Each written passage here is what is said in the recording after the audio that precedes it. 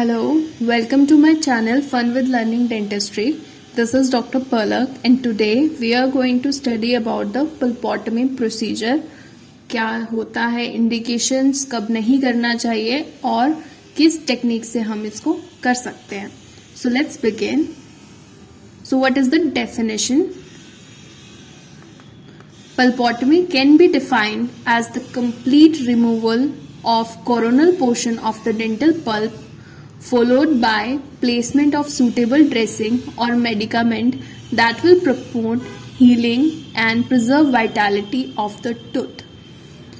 इसमें coronal portion जो pulp का होता है उसको हम रिमूव करते हैं. उसके बाद हम उसमें सूटेबल ड्रेसिंग डालते हैं जिसकी से हीलिंग होगा और वाइटैलिटी जो है टूथ की वो प्रिजर्व रहेगी. सो हम किस किस केसेस में इसको कर सकते हैं. सबसे पहले बेसिकली प्राइमरी टीथ जो होते हैं जो केरियसली एक्सपोज्ड हो गए हैं, जब उनका टिका रहना ज़्यादा ज़रूरी है देन एक्सट्रैक्शन, क्योंकि एक्सट्रैक्ट कर देने के बाद से स्पेस कोलैप्स हो जाता है.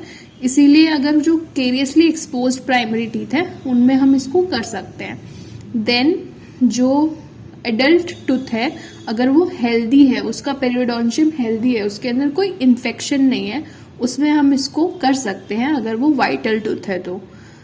Pen if present not spontaneous not persist after the removal of the stimulus.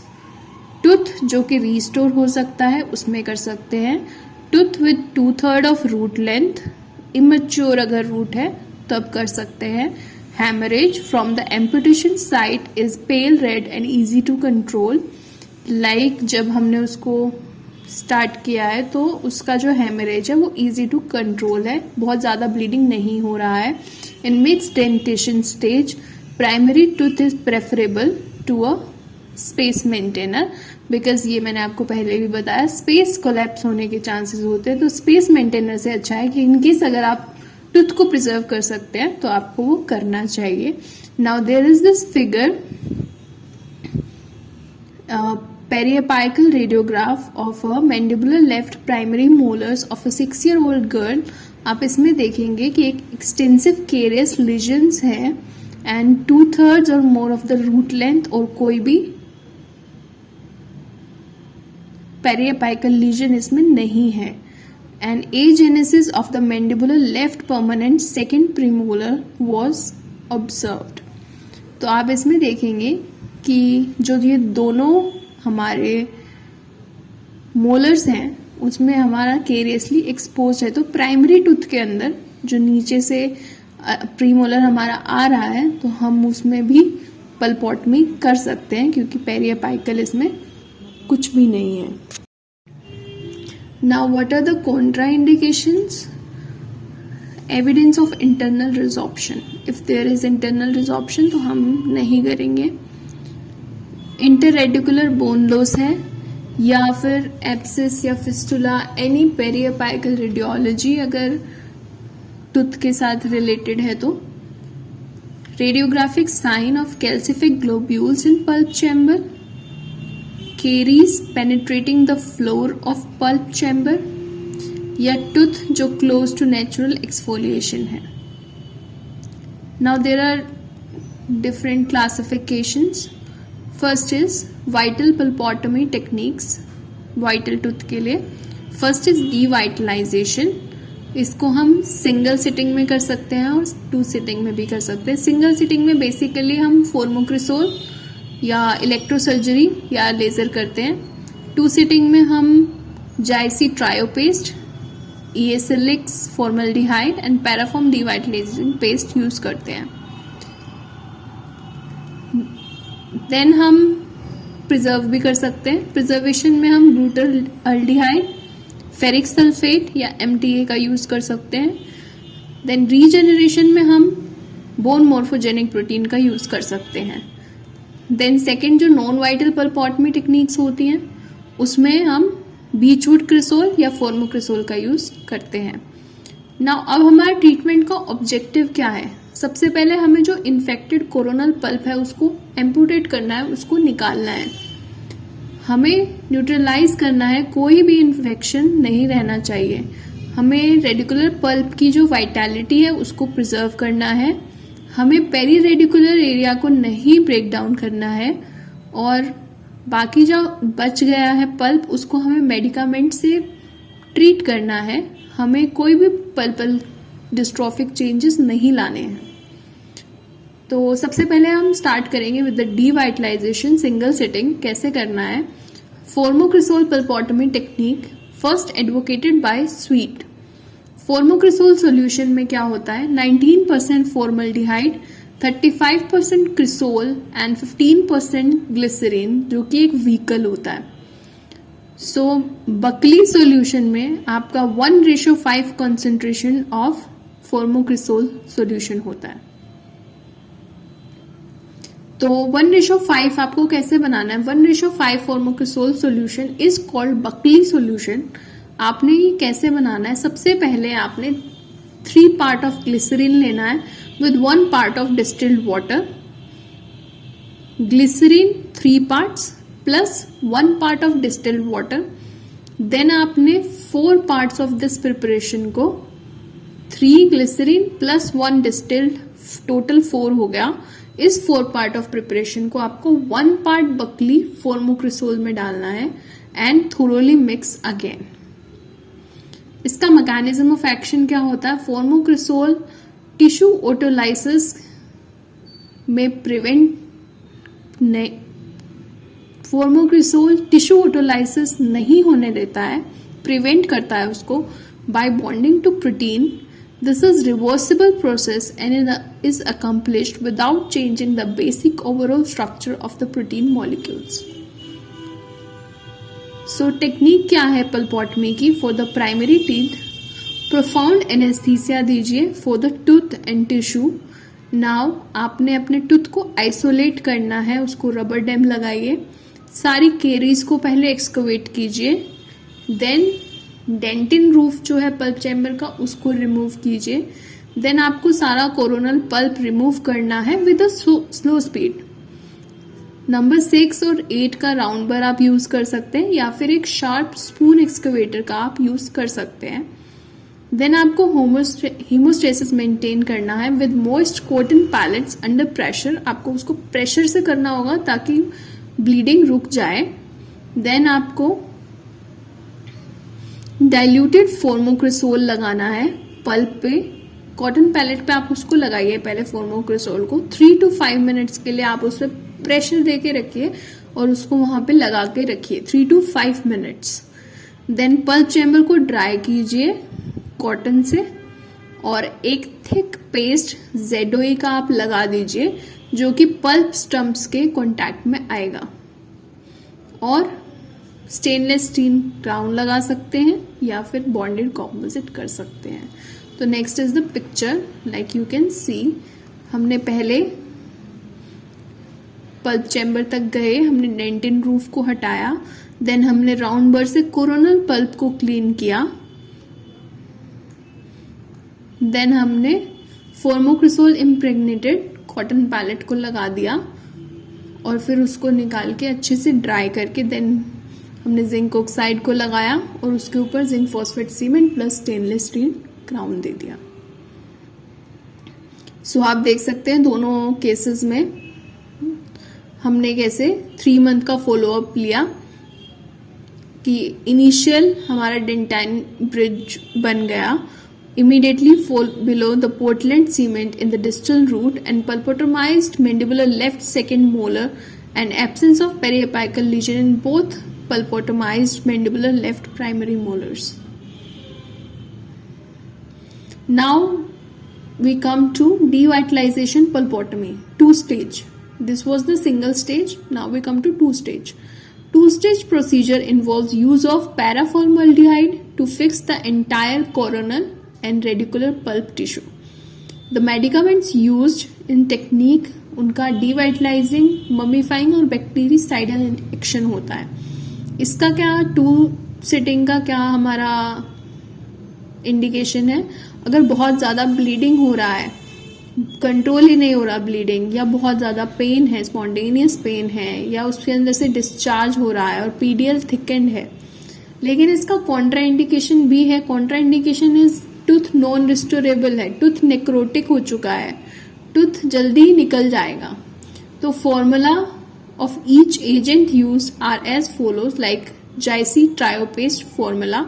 इसके अंदर आपका tricresol, cresol, glycerine, paraformaldehyde and zinc oxide होता है. देन ESLIX पैराफॉर्मल्डिहाइड फॉर्मूला, इसके अंदर आपका ये कंटेंट्स होते हैं. Then paraform devitalizing paste. Now we come to the first appointment.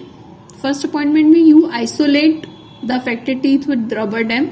आप कैविटी प्रिपेयर करेंगे, केरीज को एक्सकवेट करेंगे, और एक्सकवेशन जब आप करेंगे डीप केरीज की तो पल्प एक्सपोजर आपको मिलेगा, क्योंकि इतना ज्यादा केरियसली वो एक्सपोज ऑलरेडी है.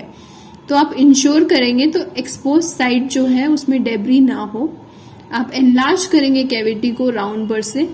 कॉटन पैलेट जिसके अंदर आप पैराफॉर्मल्डिहाइड डालेंगे वो आप उसमें 1 से 2 हफ्तों के लिए छोड़ देंगे. लाइक सिंगल सिटिंग में हम क्या कर रहे थे, 3 to 4 मिनट्स हम फॉर्मल्डिहाइड लगा रहे थे, बट इस केस में हम पैराफॉर्मल्डिहाइड लगा के उसको सील कर देंगे for 1 to 2 weeks.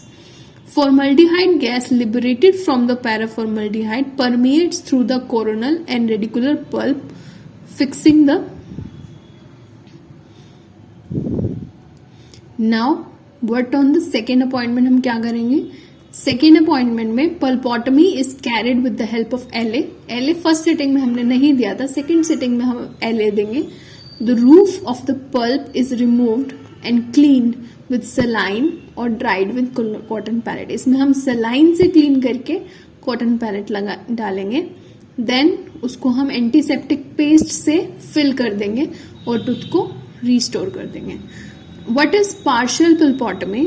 Partial pulpotomy for traumatic exposures is a procedure in which the inflamed pulp tissue beneath an exposure is removed to a depth of 1 to 3 mm to reach the deeper healthy tissue. So partial pulpotomy क्या होता है कि जिसमें inflamed जो pulp tissue है exposure के नीचे हमें हटाना पड़ता है 1 to 3 mm. तो it is indicated for vital, traumatically exposed young permanent tooth, especially one with an incompletely formed apex. Calcium hydroxide या MTA हम इसके अंदर यूज कर सकते हैं. Now what is non vital pulpotomy? Ideally non vital tooth should be treated by pulpectomy or root canal failure.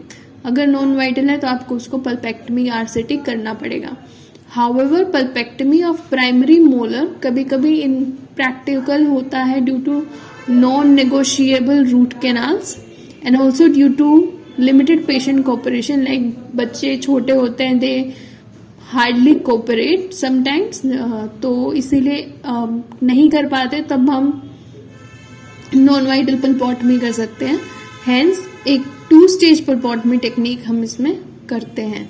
तो what is the selection criteria? सबसे पहले स्पॉन्टेनियस पेन हो, हिस्ट्री हो उसकी, स्वेलिंग हो, रेडनेस हो, म्यूकोजा में सोरनेस हो, मोबिलिटी हो टूथ की हल्की सी, tenderness to percussion, TOP positive हो, radiographic evidence of root resorption.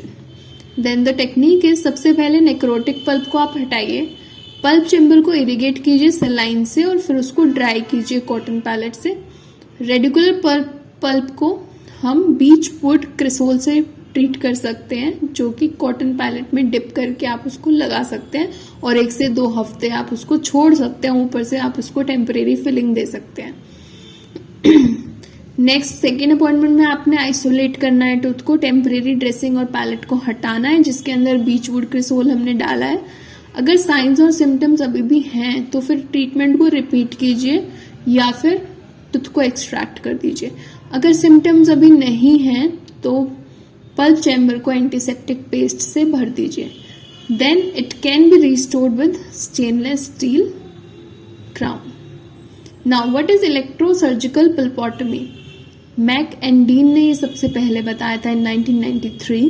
Non pharmacological technique, non chemical devitalization Here electrocautery carbonized and detonators the pulp and bacterial contamination.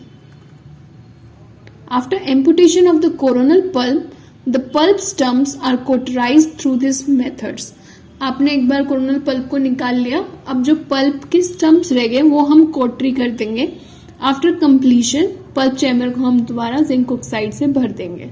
The tooth is then restored with stainless steel crown. The disadvantage is contaminated pulp tissue does not promote adequate current penetration. It cannot eliminate radicular pulp inflammation.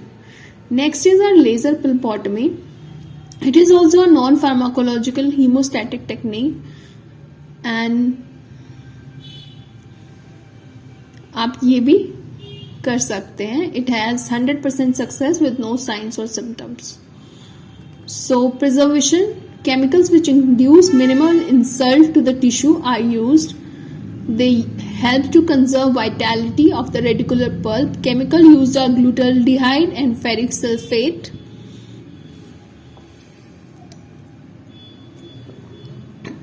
अगर आप ग्लूटाल्डिहाइड use कर रहे हैं तो it has superior fixation by cross linkage, diffusibility is limited, excellent antimicrobial agent, and it causes less necrosis of pulpal tissue. In higher concentration for longer exposure, glutaldehyde shows cytotoxic and mutagenic effects same as formocresol. Next is ferric sulfate. It is a non-aldehyde hemostatic compound, astringent, forms a ferric ion protein complex that mechanically includes capillaries. Less inflammation than formocresol. 92.7% radiographic success rate. 100% clinical success है इसका. Root resorption accelerate नहीं होता. Internal resorption similar to formocresol. No systemic or local side effects. What is regeneration? कैसे करते हैं? An ideal pulpotomy treatment should leave the radicular pulp vital, healthy and completely enclosed within an odontoblast lined dentin chamber. इसके लिए आप BMP use कर सकते हैं, bone morphogenic protein, which contains a factor osteogenic proteins capable of auto induction of reparative dentin formation. Regeneration के लिए आप bone मोर्फोजेनिक protein का यूज कर सकते हैं जो कि दोबारा से रीजेनरेट करने के लिए काफ़ी है. So thank you very much, and if you have any doubts then please do comment in the comment section below, and if you like my video then please like, share and subscribe, and if you want any other topic to be covered then do let me know. Okay, thank you so much for your time. Bye.